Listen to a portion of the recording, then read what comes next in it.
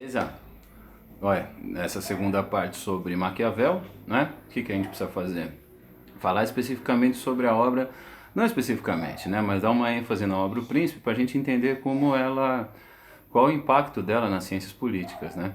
Então, assim, ó, primeira coisa, é um livro que foi publicado em 1532, né?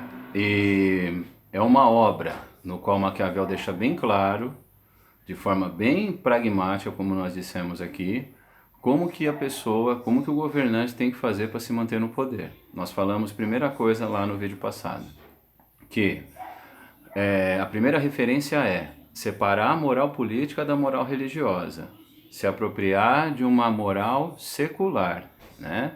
Com base na ciência. Lembrando que a ciência política é a ciência da arte de governar.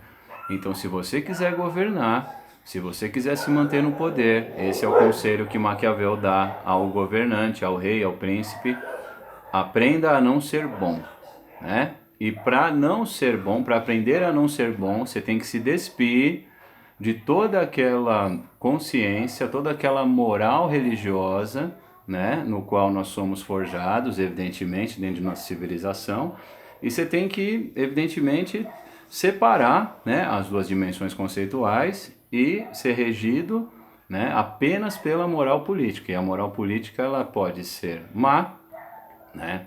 Ela pode ser desumana sobre alguns aspectos, só que ao mesmo tempo é a única maneira do príncipe, do rei, né, evidentemente, se manter no poder. Qual que é a ideia principal aqui para nós? É assim, ó, imagine uma coisa, né? Como que, por exemplo, um homem na Idade Média, lá nas Cruzadas, se autoproclamava cristão e ao mesmo tempo matava alguém por pensar de forma distinta dele, tipo, sei lá, um muçulmano nas Cruzadas, né?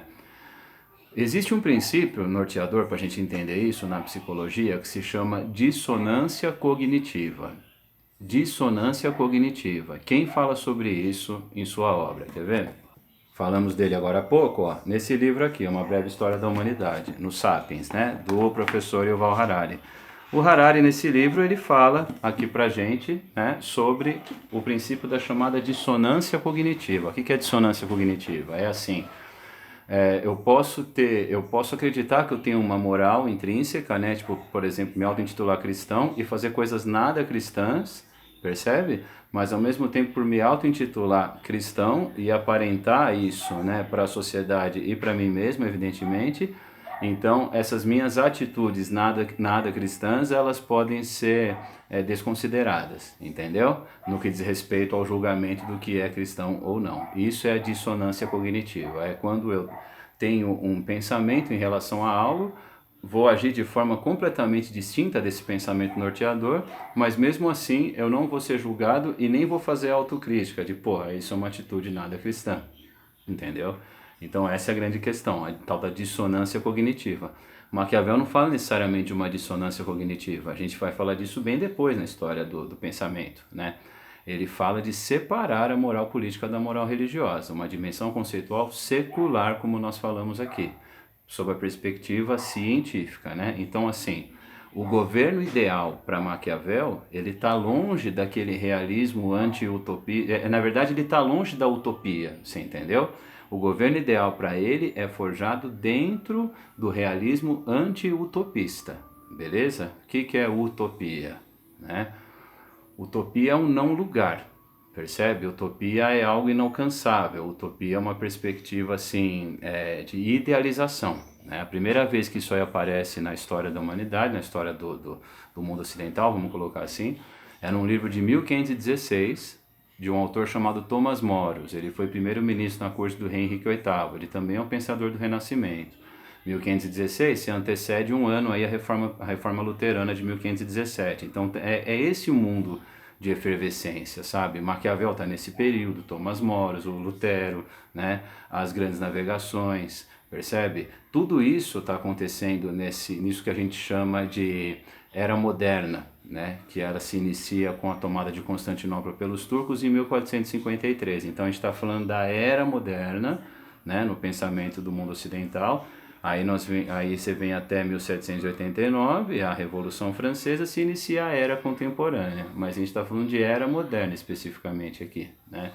E nesse mundo da Era Moderna, da Renascença, para Maquiavel, aliás, para Thomas More, o autor de Utopia, o que que era, né, essa perspectiva utópica? Utopia é um livro dividido aí em duas partes, né? A primeira parte ela faz uma denúncia à miséria, aos altos impostos, aos ladrões, né, à prostituição, a tudo aquilo que assolava a Inglaterra medieval renascentista.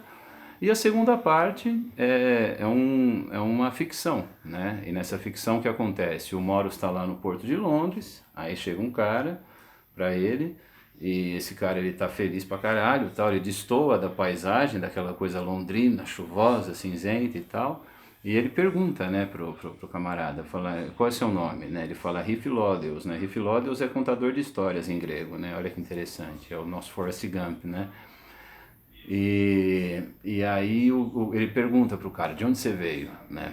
E ele fala, olha, eu vim de uma ilha onde não existe propriedade privada, onde as crianças tomam leite, onde todo mundo vive bem, onde não há violência, né? Ele falou, como se chama essa ilha, né? O Maurus pergunta.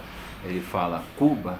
Não, mentira, não fala não, ele fala Utopia, né? 1516, primeira vez que essa palavra aparece na literatura, no mundo ocidental, e já adquire essa conotação, né, de não lugar, de ideal inalcançável, né. Você tem, na verdade, na Idade Média, você também tinha algumas narrativas que falavam sobre um lugar idealizado, o país da cocanha, chamava, depois você dá um Google, é engraçado pra caralho, né, muito legal de se pensar. Eles acreditavam que havia um lugar onde as casas eram feitas de doce e cevada, nos rios corria vinho, chovia queijo, as freiras eram sedentas por sexo, ninguém precisava trabalhar. País da cocanha, é uma utopia criada aí no imaginário da era medieval, tá? Remete aí ao século XV. Isso antes da Utopia de Moros, né? O livro que nós acabamos de falar. Então, assim, qual que é a ideia do Maquiavel? É um realismo anti-utopista, percebe? Essa que é a dimensão. Ele fala assim, o rei tem que aprender a não ser bom, ele tem que se desligar dos imperativos da metafísica, ele tem que separar a moral política da moral religiosa, né? E o pragmatismo principal dele reside na centralização do poder nas mãos do monarca, né? Só que muita gente fala, Maquiavel é absolutista, Maquiavel é absolutista. Ele escreve O Príncipe, né? Existe uma tendência aí da filosofia, da história do pensamento, que fala que, né, nós dissemos isso agora há pouco, que ele escreve O Príncipe, na verdade, com o intuito também de alcançar, né, de buscar uma inserção na sociedade, um cargo público, muito possivelmente, né, etc. Então ele faz uma defesa do republicanismo, porque ele se refere à República, né, de Florença, que estava sendo liderada pelos Médici na época, né, pela família aí, Médici, né? Então, para Maquiavel, qual que é a ideia primordial? É você lembrar do pragmatismo e lembrar de um outro termo aqui bem interessante que ele chama de virtu, tá? O que é virtu? Virtu é firmeza, virtu é força. Então a ideia é assim, ó, para o governante manter a sua fortuna, manter o seu poder, manter o seu nome, a sua hierarquia, o seu trono, ele precisa dessa firmeza, ele precisa dessa virtude, ele precisa dessa força. E essa força, essa virtude, ela tem que estar despida de todo o ideal religioso, de toda a moralidade cristã, percebe? De toda aquela lógica do, porra, toma um tapa da outra face. Não, não pode ser assim. Você tem que ser forjado, né, dentro de uma outra mentalidade, uma mentalidade pragmática, né? E é o que o Maquiavel vai falar. Ele vai falar assim, que as decisões elas não são morais, percebe? Mas elas visam atender, acima de tudo, a lógica do poder. Então, decisões políticas não são morais. Elas visam atender a lógica do poder. Elas são voltadas para a ação. Elas são pragmáticas. E Maquiavel dizia o quê? Que a essência do poder é a violência. Eis a grande questão, né? Então, para entender o Maquiavel, você tem que lembrar do quê? Mais uma vez, a virtude, a firmeza, a força que o governante tem que ter para manter o poder, né? Lembrar também que as decisões elas não são morais, porque você tem que se despir da moral religiosa e encarnar uma moral única, exclusivamente política. E a moral política ela tem que estar, né, evidentemente afastada da moral religiosa. Como é que a gente chama isso? Secularismo, né? É a dimensão conceitual de uma moral secular, fundamentalmente laica, né? Laica em que sentido? Separação entre o que é poder político e o que é poder religioso, ou seja, separar separar o Estado da igreja, né? Essa é a dimensão principal. Então a política, né? A política para Maquiavel, ela tem que ser forjada no realismo, você entendeu? Completamente longe do idealismo pregado pela moral tradicional e pela religiosidade. E toda a obra de Maquiavel, né, ela sempre vai falar desse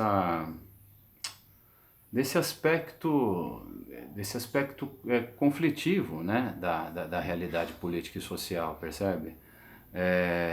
Pautado em luta, pautado em conflito, né, pautado em dicotomia, né? E ele deixa bem claro, ele deixa bem evidente que toda a dimensão conceitual pragmática política, lembre-se mais uma vez que as decisões não são morais, porque a moral política é uma coisa e a moral religiosa é outra. Parafraseando o grande filósofo contemporâneo Galvão Bueno, uma coisa é uma coisa, outra coisa é outra coisa. Já tinha que encerrar assim desse jeito. Beleza? Então, a obra O Príncipe é onde você entende a dimensão conceitual da essência da ciência política. Ela é o primeiro tratado, tá, de ciência política aí do mundo moderno. Porque a República de Platão, ela não é um tratado de ciência política, se a gente for colocar assim. Ela tem uma perspectiva mais utópica, né? Ela idealiza. Já a dimensão conceitual maquiavélica é profundamente pragmática e realista. Por isso, muitas vezes é chamado de algo do mal, né? Porque a realidade, ela nem sempre é, enfim, uma coisa romântica, beleza? Obrigado pela paciência, por terem visto seu vídeo até o fim, tá? Aproveite seus estudos aí e até uma próxima. Até mais.